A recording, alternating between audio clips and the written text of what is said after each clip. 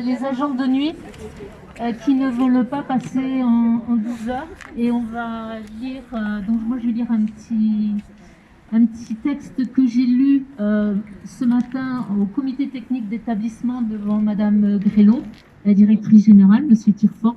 Donc je l'ai un peu raccourci parce qu'il était un peu long. Et Sophie, que vous connaissez toutes et tous, interviendra aussi plus spécifiquement sur les spécificités du travail de nuit.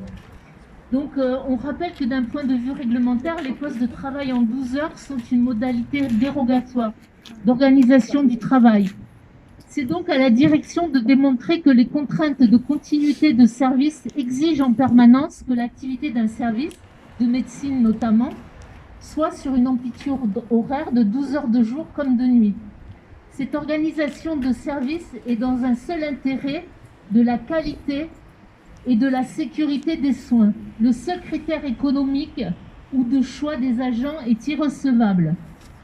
Selon plusieurs enquêtes internationales, les roulements dépassant 9 heures de service quotidien sont jugés systématiquement à risque croissant pour les patients à partir de 9 heures de service.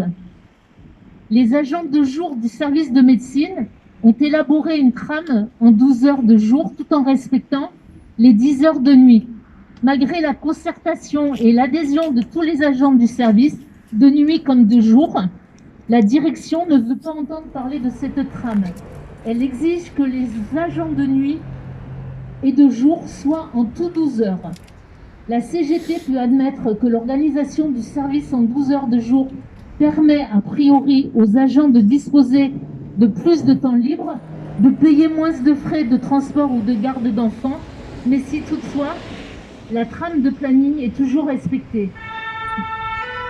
Mais nous savons que ce n'est pas le cas et des semaines de 60 heures ont été régulièrement validées récemment pour certains agents des HBT. Les conditions de travail sont tellement dégradées que l'objectif de certains agents est de venir le moins souvent au travail. Ce qui peut être alléchant pour les agents de jour ne l'est pas du tout pour les agents de nuit. Ces agents, vous travaillerez 2 heures de plus la nuit, mais seuls, un AS ou une AS, une IDE ou un IDE. Les agents de nuit sont déjà à la limite, vous êtes déjà à la limite de ce que vous pouvez endurer physiquement et psychologiquement. C'est ce que certains nous ont dit, avec une amplitude horaire de 10 heures. Donc vous imposez 2 heures de plus n'est pas du tout acceptable. Et la qualité de vie au travail. Ce matin, Madame Dodereau nous a parlé de la qualité de vie au travail. Et la qualité de vie au travail dans tout ça, c'est une belle expression, mais sur le papier essentiellement. Pour celles et ceux qui ont fait le choix, pour vous ici, de travailler de nuit afin de conserver une vie familiale à peu près correcte, vous devrez peut-être faire un autre choix, car vous devrez partir plus tôt de chez vous le soir, parfois pour certains et certaines à 18 heures. Donc le repas familial sera supprimé, vous rentrerez le matin beaucoup plus tard et parfois vous ne verrez ni le conjoint ni les enfants. Où est le bénéfice des 12 heures de nuit pour votre vie personnelle?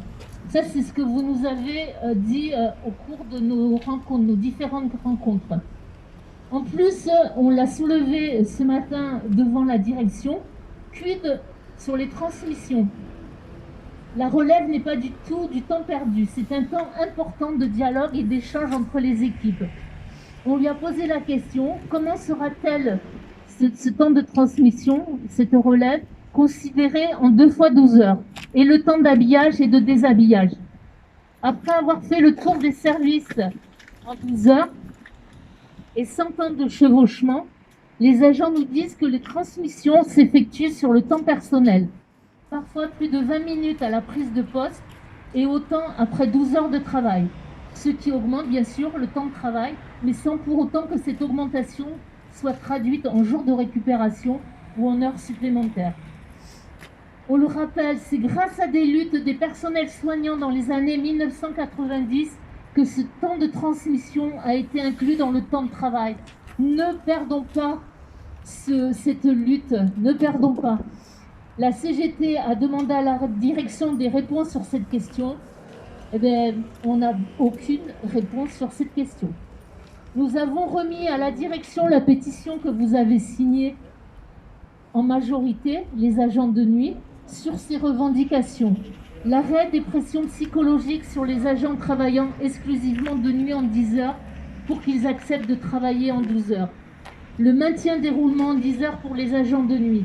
Le respect de l'application du décret du 4 janvier 2002 relatif au temps de travail dans la fonction publique.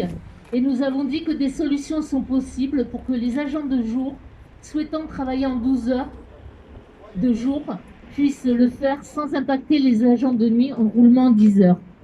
La solution, c'est la création de postes postes d'agents. Alors la direction, là, elle nous répond, moi je veux bien recruter, mais simplement, il n'y a personne qui dépose des CV. Ah ouais, ok. En 2018, lors d'une instance, un CHSCT, le médecin du travail avait donné un avis défavorable au travail en 12 heures.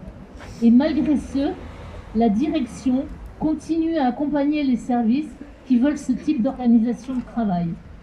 Nous sommes responsables de la société que nous mettons en place et de l'acceptation ou pas des choix qui nous sont imposés.